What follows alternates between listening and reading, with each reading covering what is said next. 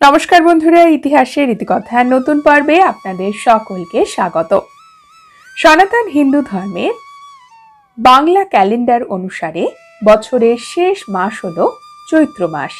ফাল্গুন এবং চৈত্র দুটো মাস মিলিয়ে বসন্তকাল, এরপরে শুরু হয় গ্রীষ্মকাল। ঋতু পরিবর্তনের এক বিশেষ সময় হলো চৈত্র। শীতের শেষে ঝরা পাতা, তারপরে নতুন পাতা গজানোর সময় চৈত্র। ঋতু পরিবর্তন হয় এই সময় বিশেষভাবে, তাই চৈত্র মাসে আমাদের ধর্মীয় শাস্ত্র অনুসারে, আয়ুর্বেদ অনুসারে আমাদের বিশেষভাবে চলা উচিত, যাতে আমাদের শরীর স্বাস্থ্য ভালো থাকে।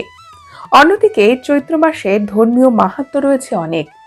এই মাস বাংলা ক্যালেন্ডার অনুসারে বছরের শেষ মাস, অন্যদিকে হিন্দু ক্যালেন্ডার অনুসারে চৈত্র মাসেই নববর্ষের সূচনা হয়।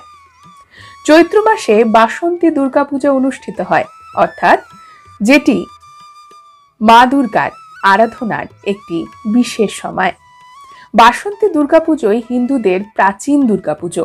শরৎকালে যে দুর্গাপুজো হয় সেটি হলো অকাল বোধন। বাসন্তী দুর্গাপুজো চৈত্র মাসে হয়, নবরাত্রির অনুষ্ঠান হয়, মা লক্ষ্মীর বিশেষ পুজো করা হয় চৈত্র মাসে। এছাড়াও নারায়ণের পুজো হয় চৈত্র মাসে। এই সময় রঙের উৎসবও অনুষ্ঠিত হয়। সব দিক দিয়ে মিলিয়ে চৈত্র মাসের মাহাত্ম্য রয়েছে অনেক। আজকের পর্বে আমরা জানব সনাতন হিন্দু ধর্মে চৈত্র মাসের মাহাত্ম্যের সাথে সাথে জীবনে বিভিন্ন ক্ষেত্রে উপকার পেতে, সংসারের মঙ্গলের জন্য, সুখ শান্তি সৌভাগ্য বৃদ্ধির জন্য আমাদের কি কি করা উচিত, কিভাবে চলা উচিত, চৈত্র মাসে আমাদের কোন কাজগুলি করা উচিত নয়, খাদ্য তালিকায় কিরকম পরিবর্তন করতে হয় চৈত্র মাসে, যাতে আমরা সুস্থ সবল থাকতে পারি। আসুন জেনে নেওয়া যাক। বন্ধুরা, বলা হয়ে থাকে চৈত্র শুক্ল প্রতিপদ থেকে ব্রহ্মাজি বিশ্ব সৃষ্টির সূচনা করেছিলেন। এছাড়াও চৈত্র মাস থেকেই সত্যযুগের সূচনা হিসেবে ধরা হয়। এই মাসে শুভ কাজ করা জীবনের পক্ষে খুবই উপকারী। এমন অবস্থায় জেনে নিন চৈত্র মাসে কোন কাজগুলি অবশ্যই করবেন। ধর্মীয় বিশ্বাস অনুসারে চৈত্র মাসে সূর্য দেবতার পুজো করা উচিত। প্রত্যেক দিন সূর্যদেবকে জল এবং অর্ঘ্য নিবেদন অবশ্যই করবেন। এতে জীবনের ঝামেলা দূর হবে, অশান্তি থেকে মুক্ত পাবেন। ভগবান বিষ্ণুর পুজো করা উচিত। এছাড়াও ভগবান বিষ্ণুর মৎস্য রূপের পুজো চৈত্র মাসে বহু ভক্তরা করে থাকেন। মা লক্ষ্মীর কৃপা পেতে, অর্থনৈতিক ক্ষেত্রে উন্নতির জন্য চৈত্র মাসে মা লক্ষ্মীর বিশেষ পুজো করুন। চৈত্র মাসেই মা দুর্গার আরাধনা হয়, নবরাত্রির অনুষ্ঠান হয়। চৈত্র নবরাত্রি বা চৈত্র মাসের বাসন্তী দুর্গাপুজো, এই সময় আপনার মনস্কামনা পূর্তির জন্য মা দুর্গার আশীর্বাদ পেতে মায়ের পুজো এবং উপোস অবশ্যই করবেন। চৈত্র মাস যেহেতু ঋতু পরিবর্তনের একটি বিশেষ সময় এবং এই সময় আমাদের শরীরে বিভিন্ন ধরনের অসুখ হয়ে থাকে, যেমন এই সময় হাম বা পক্স জাতীয় চর্মরোগ বেশি পরিমাণে হয়, তাই এই সময় তিতা জাতীয় খাবার খাওয়ার একটি প্রথা রয়েছে। চৈত্র মাসে নিম বেগুন খাওয়া, শুক্তো খাওয়ার একটি প্রচলন রয়েছে আমাদের বাংলাতে। চৈত্র মাসে গিমা শাক খাওয়া স্বাস্থ্যের জন্য খুবই ভালো, তবে এই সময় বেশি পরিমাণে মিষ্টি জাতীয় খাবার এড়িয়ে চলুন, বাসি খাবার এড়িয়ে চলুন, নোনতা জাতীয় খাবারও এড়িয়ে চলুন। চৈত্র মাসে অতিরিক্ত মশলা জাতীয় খাবার এড়িয়ে চলা স্বাস্থ্যের জন্য উপকারী, এতে শরীর খারাপ খুব কম হবে। চৈত্র মাসে তিতা জাতীয় খাবার তো খাওয়া ভালোই, তার সাথে সাথে রোগ প্রতিরোধক ক্ষমতা বাড়ানোর জন্য এই সময় কাঁচা হলুদও খেতে পারেন। এটিও আমাদের শরীরের জন্য খুবই উপকারী। আমরা জানবো চৈত্র মাসে এমন কিছু নিয়ম যা আপনি পালন করলে জীবনের বহু সমস্যা এবং বাধা কাটিয়ে উঠতে পারবেন। মা লক্ষ্মীর আশীর্বাদ পাবেন, ভোলে বাবার আশীর্বাদ পাবেন এবং মা দুর্গা আপনার সহায় হবে। চৈত্র মাস হিন্দু ধর্মে অত্যন্ত মাহাত্ম্যপূর্ণ। এই মাস হিন্দু ক্যালেন্ডার অনুসারে নববর্ষের সূচনা করে। আমাদের বাংলা ক্যালেন্ডার অনুসারে বৈশাখ মাসে পয়লা বৈশাখে নববর্ষের সূচনা হয়, কিন্তু হিন্দু ধর্মের ক্যালেন্ডার অনুসারে চৈত্র মাসেই হয় নববর্ষ। ঋতু পরিবর্তনের এক বিশেষ সময় চৈত্র। শীতের শেষে এই সময় ধীরে ধীরে গ্রীষ্মকাল শুরু হয়। এই সময়টিকে বলা হয় বসন্তকাল। চৈত্র মাসে বসন্ত উৎসব হয়। এটি রঙের উৎসব হিসেবেও পরিচিত। সুন্দর সুন্দর ফুল চারিদিকে পাওয়া যায় এই সময়। বসন্তকাল ফুলের সময়। জল দিয়ে করতে পারেন এমন কিছু নিয়ম যা আপনার জীবনের বহু সমস্যার সমাধান করতে পারবে। এই জল খুব সহজেই পাওয়া যায় এবং চৈত্র মাসের ব্যবহার জীবনে কিভাবে ভাগ্য পরিবর্তন করবে আপনি নিজেও অবাক হবেন। আমাদের জন্মছকে নবগ্রহ রয়েছে। এই নবগ্রহের কোনো একটি গ্রহের দোষ আমাদের জীবনে বাধার সম্মুখীন আমাদের করে। আমাদের জন্মকুণ্ডলিতে যদি গ্রহ দোষ থাকে, ভাগ্য কিন্তু আমাদের সঙ্গ দেয় না, সব কাজেই বাধা আসে। এই বাধা মুক্তির জন্য চৈত্র মাস একটি সুন্দর সময়। চৈত্র মাসের প্রত্যেক দিন সকালে সূর্যদেবকে প্রণাম করে জল নিবেদন অবশ্যই করবেন স্নানের পরে। এতে বহু সমস্যা কাটিয়ে উঠতে পারবেন এবং আপনার জন্মছকে সূর্যদেব কিন্তু অনেক বেশি শক্তিশালী হবে। তামার পাত্রে জল ভরে তাতে লাল ফুল, সিঁদুর, চাল ইত্যাদি মিশিয়ে সূর্যদেবকে নিবেদন করুন। চৈত্র মাসে শিবের গাজন, নীল ষষ্ঠী, চড়ক পুজো অনুষ্ঠিত হয়। এই সকল কিছু কিন্তু মহাদেবের পুজোর সঙ্গে সম্পর্কিত। তাই চৈত্র মাসে ভক্তরা বিশেষভাবে শিব পুজো করেন। চৈত্র মাসে ভোলে বাবার উপাসনা করুন এবং গঙ্গা জল পারলে অভিষেকে ব্যবহার করুন। যদি না পান পরিষ্কার জল। মহাদেবের পছন্দের ফুল অবশ্যই মহাদেবকে অর্পণ করবেন। শিবের উপাসনা, নীল পুজো মহাদেবকে অত্যন্ত প্রসন্ন করে। চৈত্র মাস জুড়ে মহাদেবের উপাসনা করলে মনস্কামনা অবশ্যই পূর্ণ হয়। চৈত্র মাসে সকাল সন্ধ্যায় আপনার বাড়ির তুলসী গাছের পুজো অবশ্যই করবেন। তুলসী স্থানে জল দেবেন। এতে ভগবান শ্রীহরি এবং মাতা তুলসীও প্রসন্ন হন। জীবনের বহু সমস্যা কাটিয়ে উঠতে পারবেন।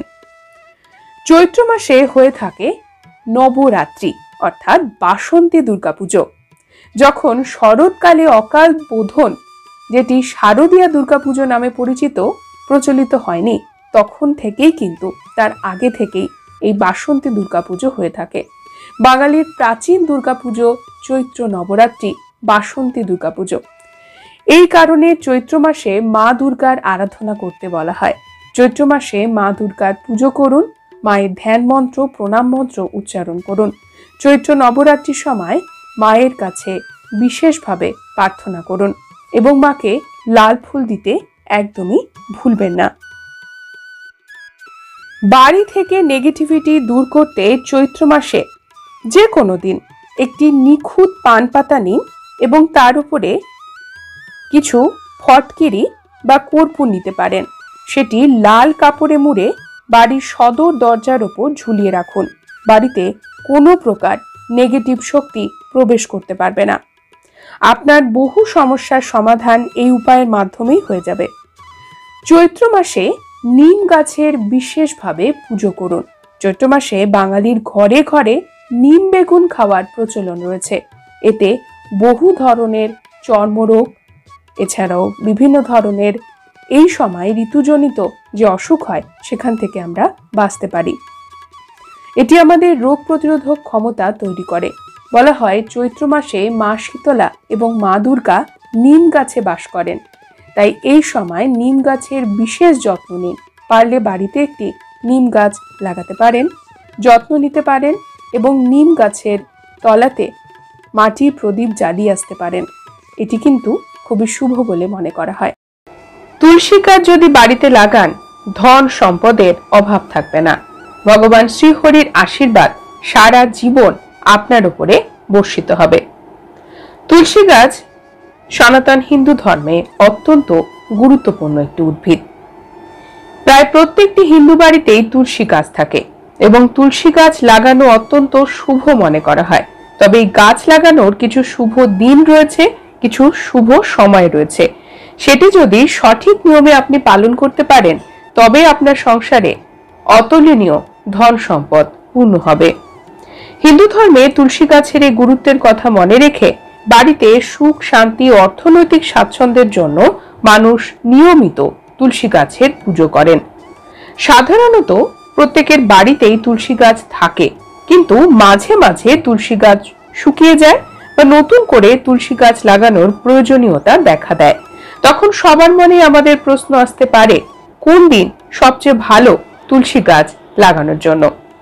এ বিষয়ে জ্যোতিষশাস্ত্র বলছে প্রতিটি দিন ঈশ্বরের জন্য, তাই প্রতিটি দিন সবকিছুর জন্য শুভ। তবে শাস্ত্রে বিশেষ কিছু দিনের কথা বলা হয়েছে যাতে তুলসী গাছ লাগালে শুভ ফল পাওয়া যায়। ধর্মীয় শাস্ত্রে তুলসী গাছ লাগানোর শ্রেষ্ঠ সময় হলো কার্তিক মাস। এছাড়া এই মাসটি সাধারণত প্রত্যেক বছর অক্টোবর থেকে নভেম্বরের মধ্যে পড়ে। আপনার বাড়িতে যদি আপনি নতুন তুলসী গাছ লাগাতে চান তবে কার্তিক মাসের যে কোনো বৃহস্পতিবার লাগাতে পারেন, কিন্তু সবসময় কার্তিক মাসে সম্ভব হয় না।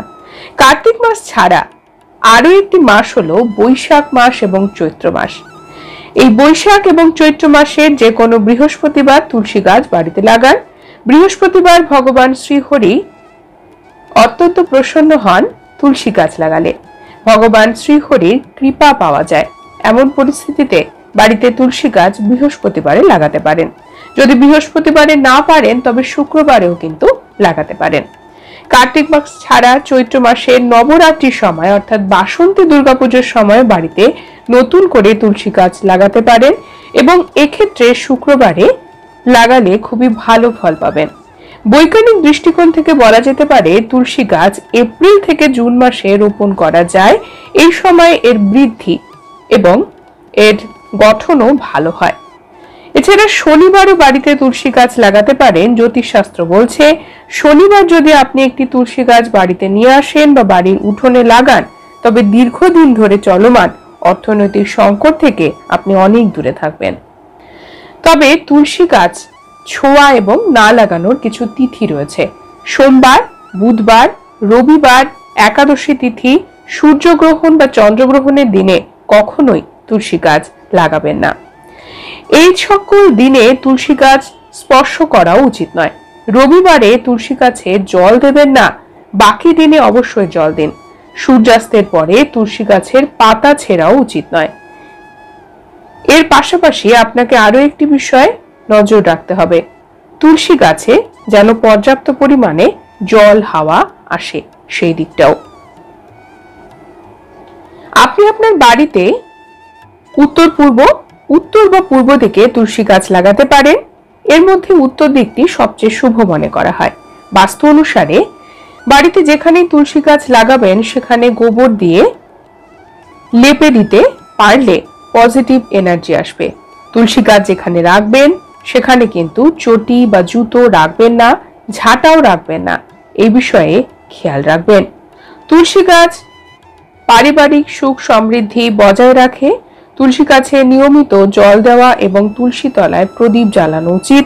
তুলসী গাছ শুকিয়ে গেলে বা তুলসী গাছ যদি নষ্ট হয়ে যায় তাহলে জীবনের সমস্যা দেখা দিতে পারে। এক্ষেত্রে সেই শুকিয়ে যাওয়া তুলসী গাছ অবশ্যই পরিবর্তন করবেন। তুলসী গাছের চারপাশ পরিষ্কার পরিচ্ছন্ন রাখার চেষ্টা করবেন। তুলসী গাছ কখনোই দক্ষিণ বা দক্ষিণ পশ্চিম দিকে রাখবেন না। বন্ধুরা, আজকের পর্ব এই পর্যন্তই। পরবর্তী পর্বে নতুন একটি বিষয় নিয়ে আপনাদের সঙ্গে কথা হবে। ততক্ষণ সকলে সুস্থ থাকুন, ভালো থাকুন। আর পুরো ভিডিওটি দেখার জন্য আপনাদের অসংখ্য ধন্যবাদ।